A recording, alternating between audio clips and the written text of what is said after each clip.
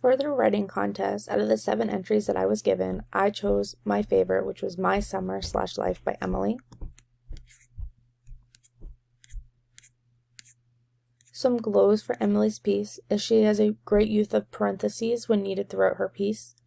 Those can be difficult to place correctly, and she did a really great job at making sure that they were placed correctly in her paper. The second glow I had is I could feel her emotion throughout the piece. I could also see her passion and love for horses and barrel racing as the story continued. No matter what, that passion never died throughout the whole story. The third glow that I have for her is that the story really flowed well. It makes it an easy read, but very detailed. A mix of her passion and great writing skills really brought the story together.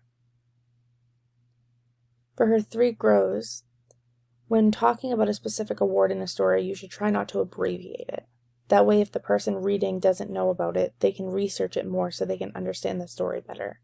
That way, if they do want to know more about that research, they can do that. The second glow would be to watch for grammar mistakes. Make sure to always capitalize at the beginning of a sentence. That way, the reader knows that it's a new thought or sentence.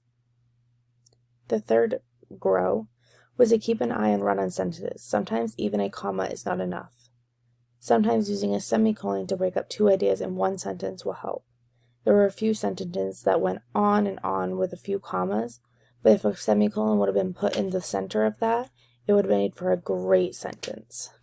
Thank you.